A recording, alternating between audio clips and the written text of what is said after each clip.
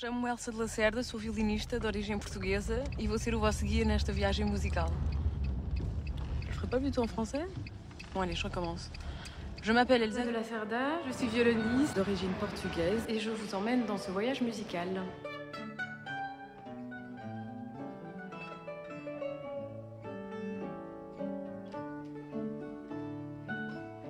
Ave Maria Sagrada, cheia de graça divina. Ave Maria Sagrada, cheia de graça divina. Uma oração tão pequenina, de uma beleza elevada. Uma oração tão pequenina, de uma beleza elevada. Nosso Senhor é convosco, bendita sois vós, Maria. Ça crache toujours en portugais. Nasceu vosso filho dia, num palheiro humilde e tosco. Nasceu vosso filho dia, num palheiro humilde e tosco. Entre as mulheres bendita, bendito é o fruto da luz do vosso ventre, Jesus. Amor e graça infinita do vosso ventre, Jesus. Amor. Eh bien, on est juste devant chez Alexandre Delgado, altiste, également compositeur. On y va. Alors Alexandre Delgado, au niveau de la musique classique, qu'est-ce que les Portugais ont fait? Il y a plein de choses. Ça, c'est la grande surprise pour les gens qui ne connaissent pas la musique portugaise. Le problème principal, c'est le manque d'édition. Il y a un manque absolument effroyable d'édition de musique portugaise. Nos plus grands compositeurs, la majorité, ne sont absolument pas édités. Tout d'abord, il faut parler de période de nos polyphonistes de la 16e, 17e siècle. Puis il y a une autre période absolument fantastique, le 18e siècle, pendant l'or du Brésil. Il y a eu vraiment un essor de compositeurs fantastiques du baroque. Domingos Bom Tempo a été la personne qui a introduit, a amené au Portugal toute la tradition classique. Il a été le fondateur du Conservatoire national de musique. Il a écrit des symphonies, les premières symphonies portugaises, vraies symphonies, pas des ouvertures opéra comme il y avait avant. Le 19e siècle, après la mort de Bom Tempo, a été très dominé par l'opéra italien jusqu'au 20e siècle.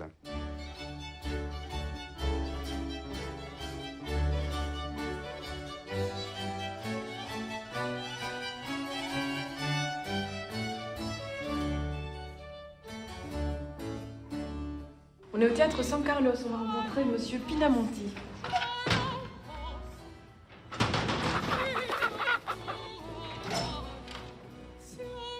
Bonjour. Bonjour. Bienvenue au Théâtre National de São Carlos. Vous me suivez? Oui.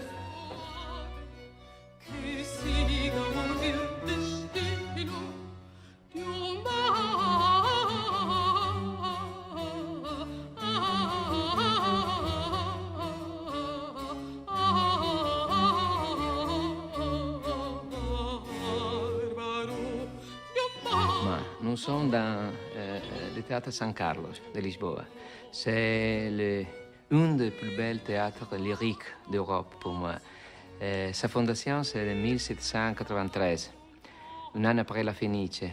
Pendant le siècle 19e siècle et 20e siècle, il y a eu une grande vie théâtrale et lyrique ici, dans ce théâtre.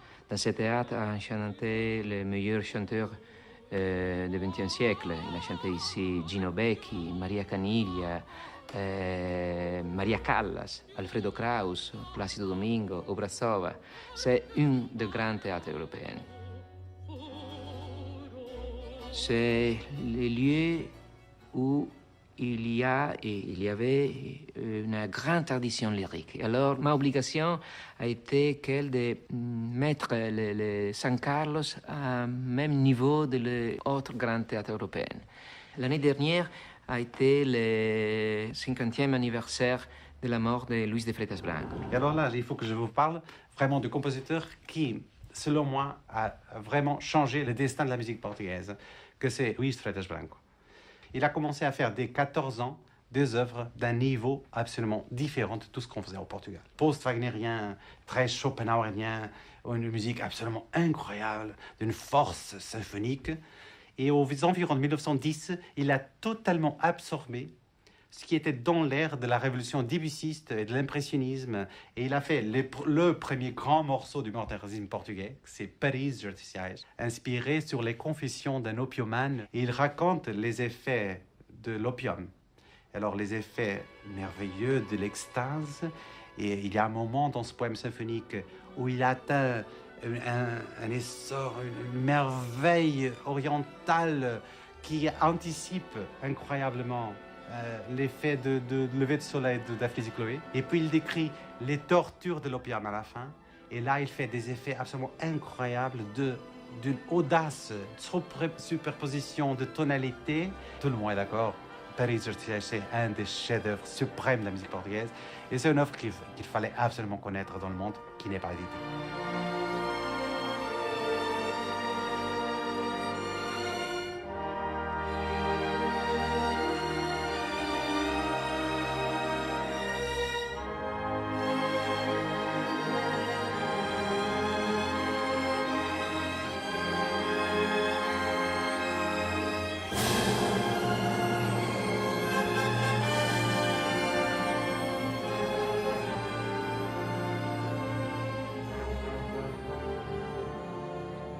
Le sensationnisme, l'intérêt pour l'explosion des sensations, qui, dans le cas de Freitas Branco, atteint le maximum en 1913 avec le poème symphonique Vathek.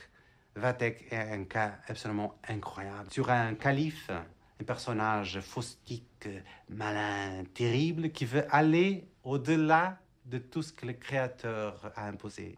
Par exemple, il a fait la première superposition des 12 sons de la gamme chromatique dans un accord comme ça, complètement incroyable. Mais surtout, le moment le plus avant-gardiste de Freitas Branco, c'est une variation qu'il décrit le palais de regard. Et il fait une superposition de 59 parties réelles qui imitent toutes le même motif. J'ai adoré cette musique, ça me dit, ça a tout à voir avec moi. Chaque fois que je l'entends, je sens qu'il parle avec moi directement. Nous avons fait un petit festival dédié à la musique de Luis de Freitas Branco. Alors quand j'ai entendu la répétition générale, j'ai été vraiment ému. Comment c'est possible avoir... Et moi, tout de suite, j'ai compris, mon Dieu, c'est merveilleux. C'est une musique d'une force qui décrit les personnages. Et c'est merveilleux.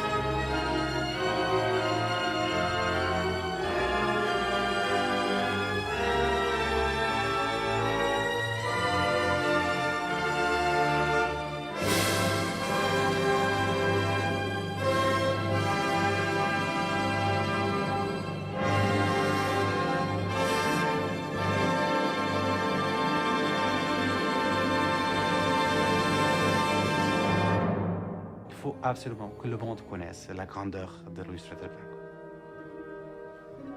Excusez-moi, je parle trop.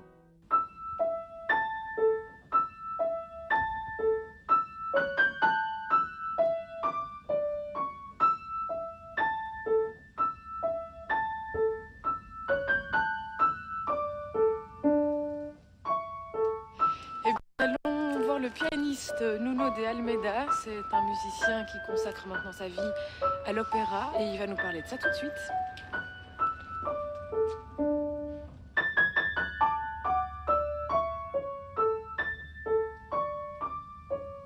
Je suis un musicien portugais, je m'appelle Nuno Vieira de Almeida. Je joue comme pianiste, mais ce que j'aime vraiment faire, c'est de jouer comme pianiste de lead.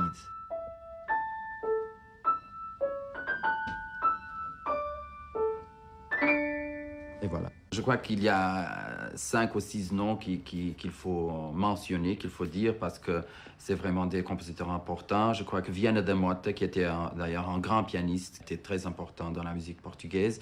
Et puis après, on a eu Monsieur Luís de Freitas Branco, qui est vraiment indispensable. Mais aussi Fernando Lopes Graça, qui a eu un corps de travail vraiment très, très grand, et c'est peut-être un des plus grands compositeurs portugais de tous les temps. Il s'est servi du folklore de son pays, de la musique populaire, et il a écrit de la musique universelle.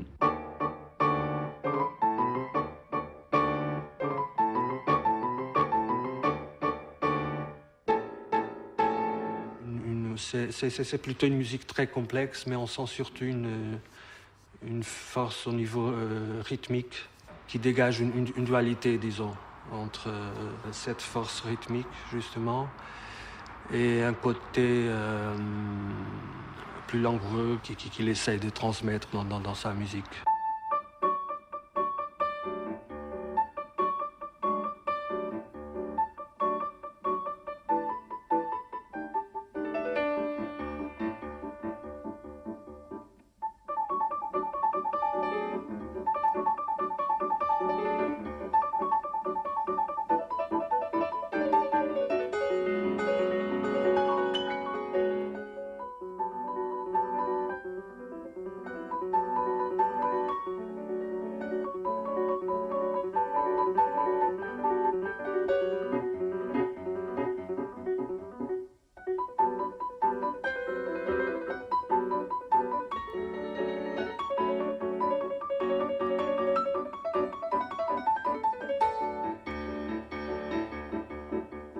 Je l'ai connu personnellement comme professeur, et c'était quelqu'un de très engagé, comme je disais tout à l'heure. C'était en même temps une personne de grande culture, mais une personne très douce, très patiente, qui a beaucoup fait pour la musique et la culture portugaise. Et c'est là, je pense, que ça passe dans sa musique.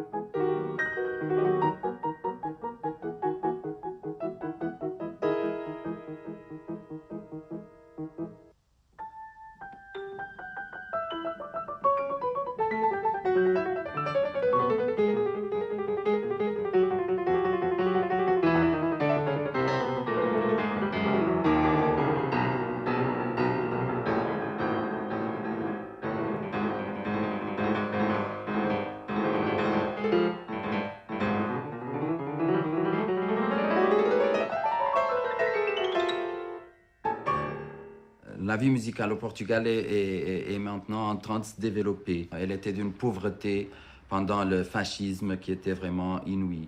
Ce que les ministères de la Culture n'ont pas fait pendant tout le temps que Salazar était au pouvoir, la Gulbenkian a fait. La culture portugaise doit tout, pratiquement tout, à la Fondation Gulbenkian.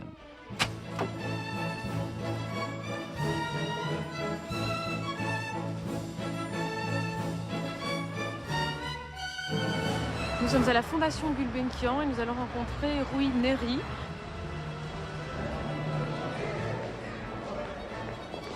Salut.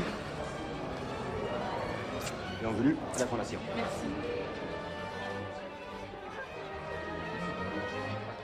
Peut-être on pourrait se mettre là. La Fondation Gulbenkian est née du testament d'un milliardaire arménien, M. Calouste Gulbenkian. Il était connu comme Mr. 5% à l'époque parce qu'il recevait le 5% du revenu du pétrole de Moyen-Orient. Et son testament a établi une fondation qui doit protéger les arts, les sciences, l'éducation et l'assistance sociale au Portugal. C'était une fortune énorme et ça a permis à la Fondation Gulbenkian de devenir une institution fondamentale dans la vie culturelle portugaise. Qu'est-ce qui s'est passé pendant ces années de dictature et après? Bon, à l'époque, c'était quelque chose d'inouï parce que tout dépendait de l'État. C'était un État de nature plutôt fasciste. Et donc, le fait d'avoir une institution privée qui avait tout ce pouvoir économique représentait en fait un espace de liberté. Alors, que fait la Fondation aujourd'hui et qu'est-ce qui se passe dans ce lieu? La Fondation a plusieurs départements, donc elle a des programmes dans le domaine des sciences, des beaux-arts et bien sûr la musique qui représente à peu près un cinquième du budget annuel de la Fondation.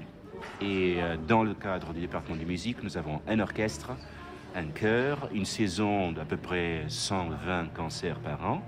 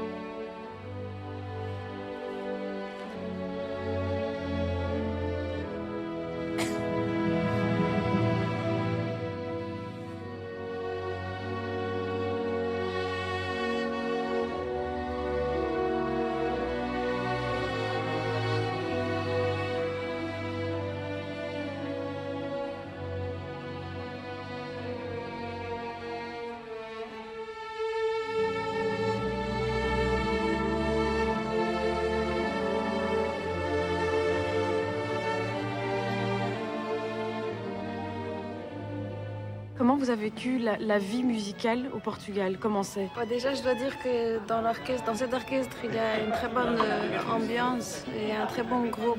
Dans les violons, il y a beaucoup de Portugais qui se connaissent depuis tout petit et ils sont vraiment très accueillants pour les gens qui viennent de l'extérieur. Beaucoup de gens très connus qui viennent jouer avec nous, qui viennent nous diriger. C'est très intéressant pour nous.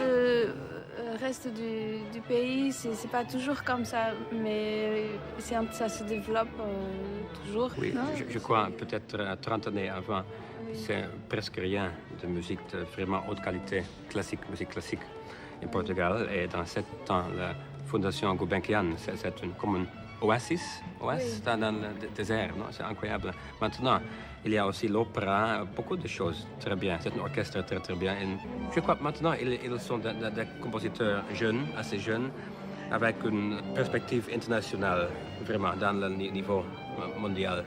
Peut-être avant, Portugal est un petit peu isolé, non, ici. Et maintenant, maintenant, ça va très bien. Et il y a aussi la musique de fado. Et Maria, ici, elle joue très très bien la musique de fado. Et nous avons... Non, elle joue le violon dans le fado. Nous avons écouté beaucoup de fois. Hello to my mother, my father, my children. Mais il y a une vie musicale très intéressante. Il y a surtout, dans le point de vue de la composition, de la nouvelle composition, non seulement Manuel Nunes, qui est un compositeur franco-portugais, il vit à Paris. Il y a aussi Alessandro Delgado, João Rafael, Antonio Pinho Vargas. Il y a une vitalité très intéressante.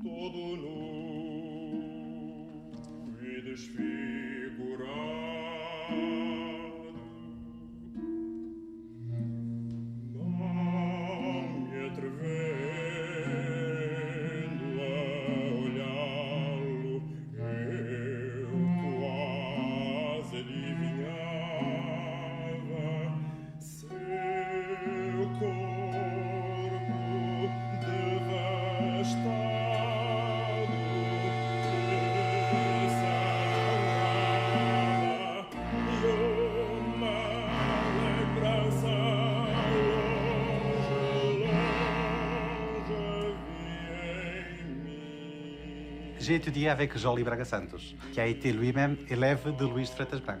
J'ai commencé avec le violon vers 11 ans, 12 ans. J'ai tout de suite commencé à faire de la musique en orchestre avec les autres gamins et c'est ça qui m'a donné la passion de la musique. Je me sentais pas du tout en rapport avec l'avant-garde des années 70. Je voulais absolument aller dans une autre direction. Je ne voulais pas aller dans le sens de l'avant-garde. On est vraiment devenu trop coincé à cause de cet expérimentisme, parce que la musique est devenue trop abstraite et trop cérébrale. Et j'ai toujours essayé de trouver un point au milieu des deux extrêmes, de l'extrême avant-garde et de l'extrême traditionnalisme. Qu'on sache créer un nouveau classicisme, une nouvelle musique classique, mais totalement de notre époque.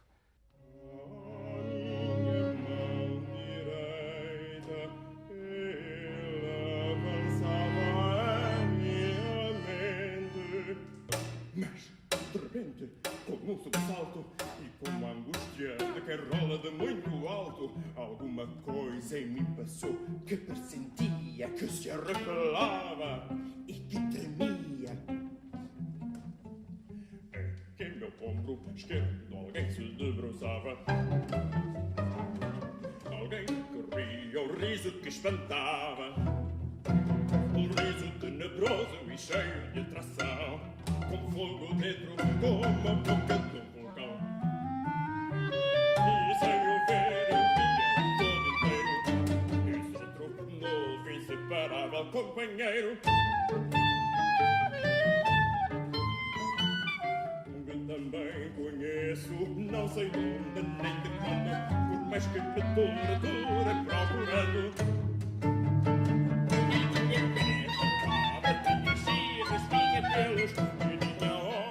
Sulfúricos, esfígicos e belos, e a barba do sorriso escorregava-lhe da boca, e todo ela ria, ela cheia.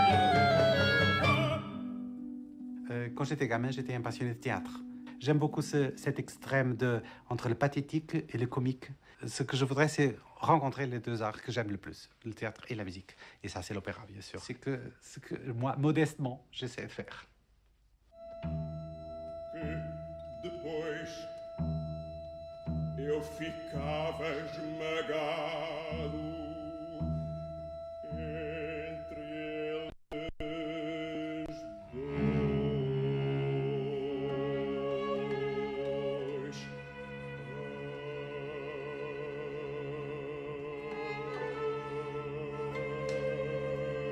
A noite em que isto foi, não sei, sei lá.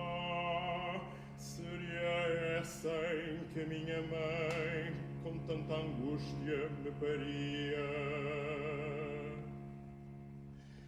Sei que o haver medonho para amarelo e que tudo isto me parece verdade.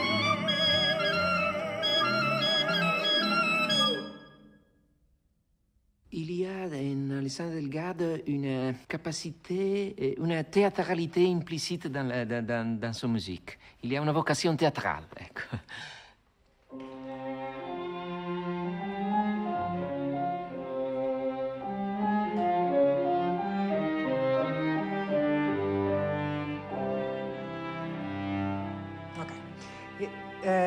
Na semínima com um ponto, vocês há bocado fizeram isto melhor, na semínima com um ponto vocês param. Não estão juntos, David. Tens que dar uma entrada que seja... Vocês estão a tocar, têm que encontrar uma unidade naquilo que estão a fazer. E às vezes não, está cada um a tocar a sua coisa, a pensar naquilo que tem para fazer.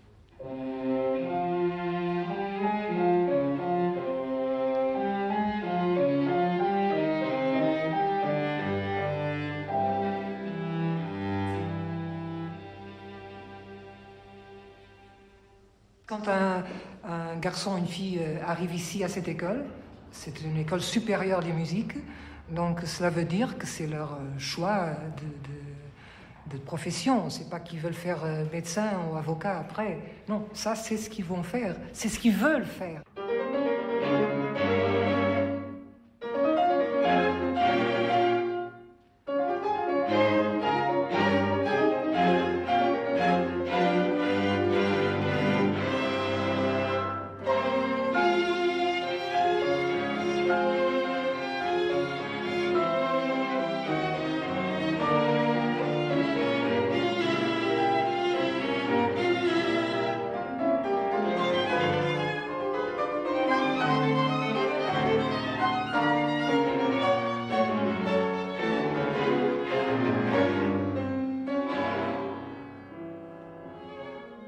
Cette année, j'espère bien qu'ils se préparent pour un concours qu'il y a ici à Lisbonne tous les ans.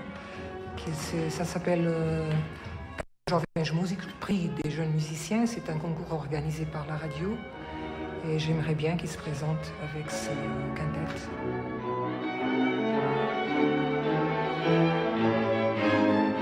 Être professeur n'est pas être quelqu'un qui dit. C'est comme ça. C'est quelqu'un qui ouvre des fenêtres, quoi. Et puis c'est à eux de faire leur chemin.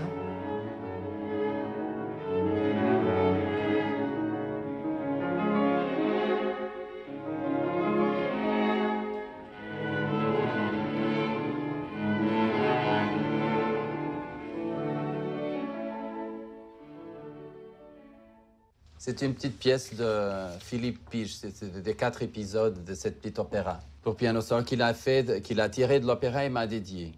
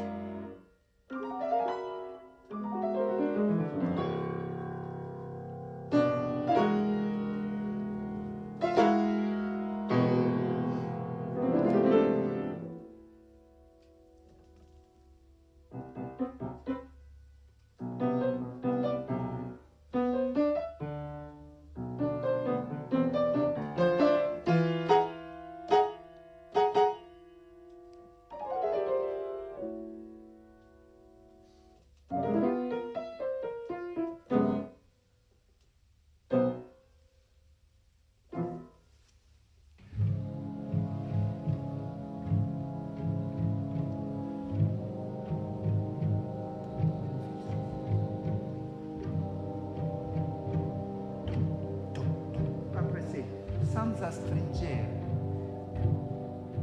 À Lisbonne, il n'y a pas seulement le théâtre San Carlos, il y a d'autres centres de spectacle, comme le Centre culturel de Belém, avec lequel j'ai voulu créer une collaboration.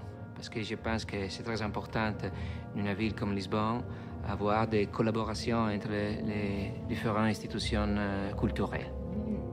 È pianissimo.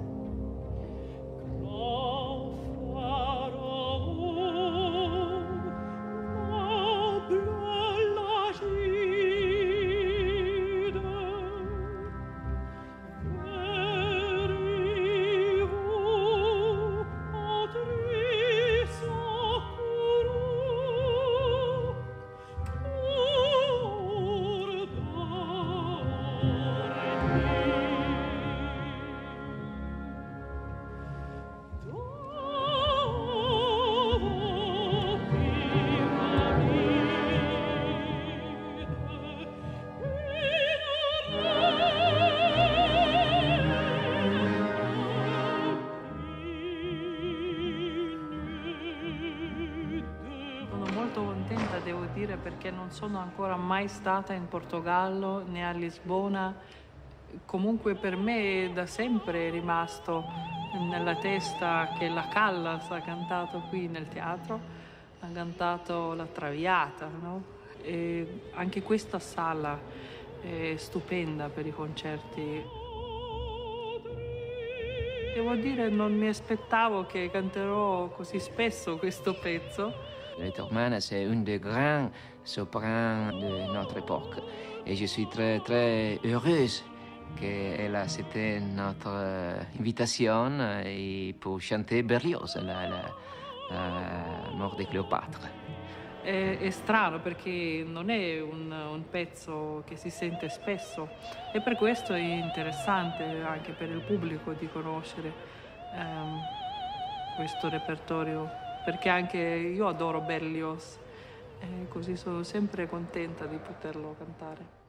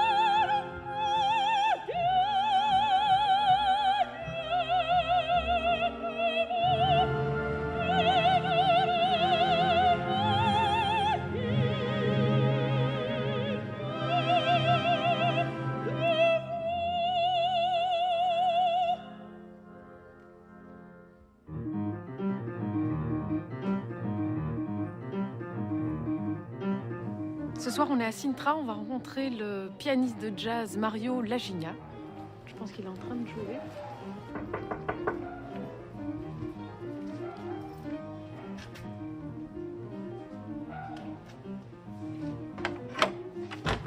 Olá. Tudo bem?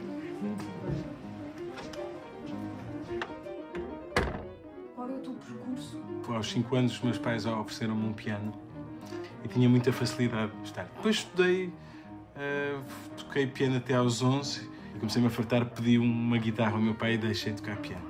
E depois regressei ao piano aos 17, porque eu ouvi alguém a tocar na televisão, esse alguém era o Keith Jarrett, e aquilo deixou-me completamente de rastros. Eu decidi voltar a estudar piano e depois aí comecei a estudar jazz e a estudar jazz e clássico. Músicos de jazz, ao tocarem a sua música, incorporam influências da sua música popular, o que é um jazz português.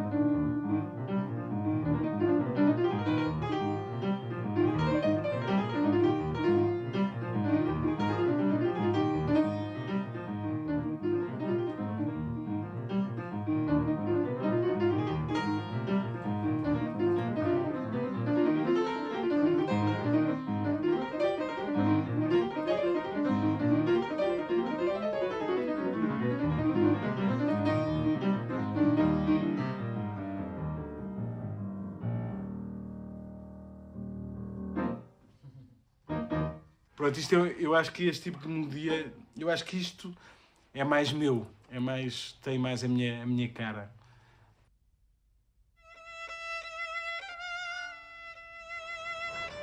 Mes parents sont tous les deux portugais, ils sont nés ici au Portugal, ils viennent de Lisbonne et de Porto.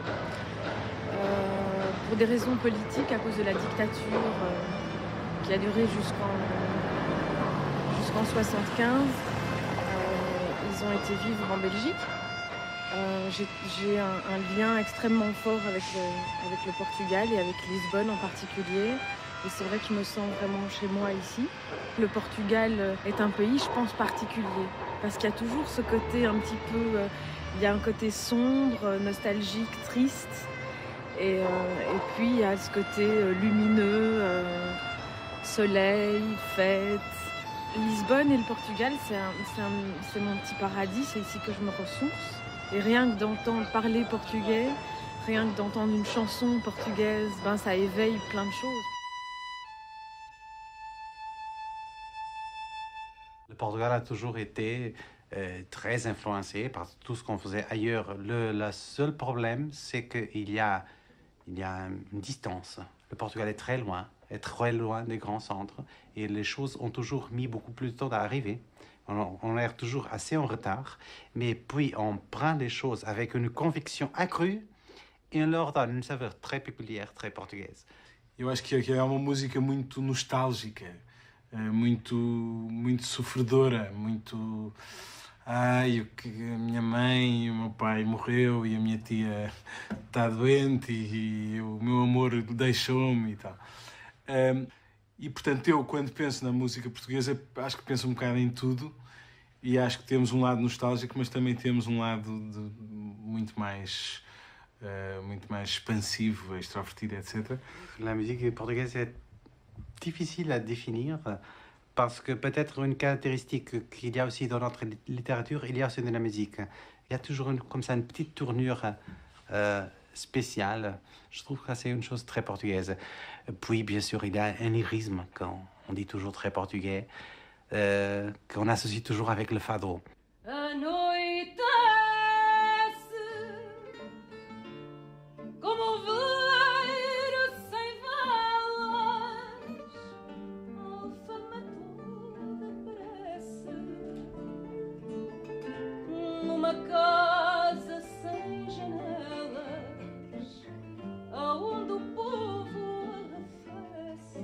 La première chose qu'il faut dire sur l'histoire du fado, c'est que c'est quelque chose de très récent. Et c'est le résultat de la rencontre entre les chansons traditionnelles de la région de Lisbonne et les danses afro-brésiliennes qui sont revenues du Brésil avec la famille royale dans les décennies de 1820-30.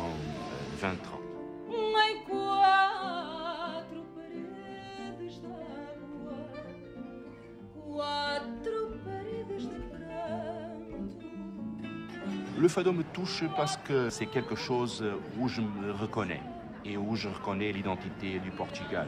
Une certaine attitude de perte et un certain besoin de retourner à un univers intime.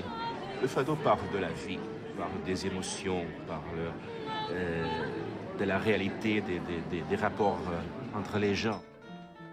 Alfama não cheira a fado, cheira a povo, a solidão, cheira a silêncio magoado, sabe a tristeza com pão. Alfama não cheira a fado, mas não tem outra canção.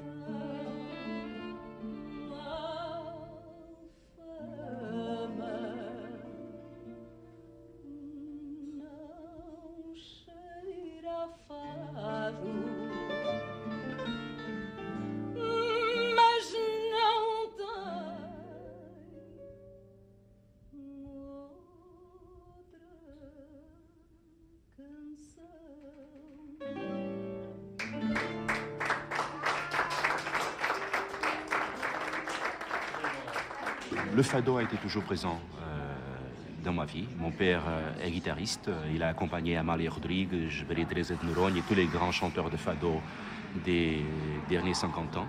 Marley a été le premier chanteur de fado qui a atteint un niveau de show business international. Comment chanter le fado après Amalia sans limiter? Je l'ai rencontré lorsque j'ai fait le collage musical pour Amalia, pour la Gulbenkian.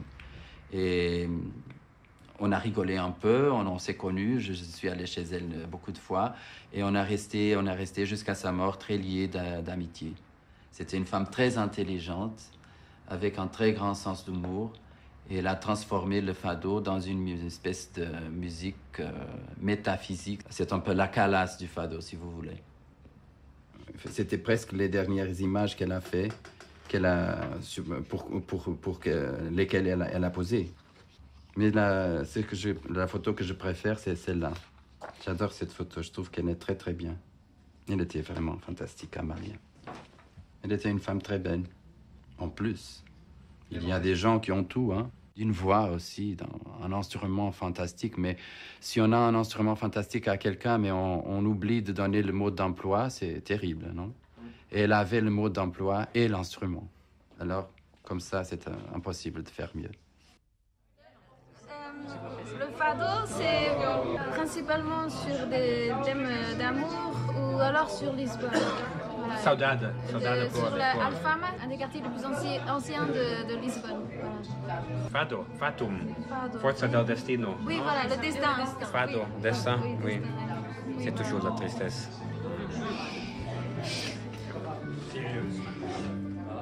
Alors voilà Antonio Zambujo qui joue de la guitare, mais il chante aussi très bien.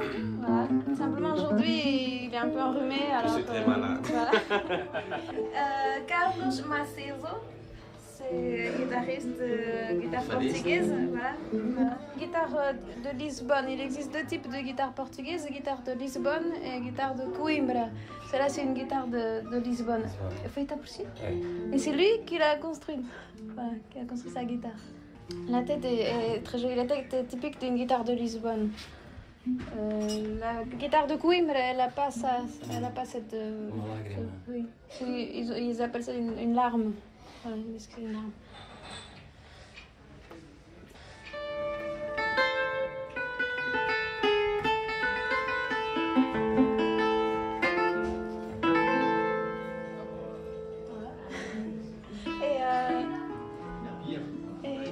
Ici, c'est. Marie-Georges. C'est Daniel qui. Et alors ici, c'est Mario Estorninho. Et lui, il fait seulement cette guitare. Ça s'appelle Viola de Fado. C'est cette guitare.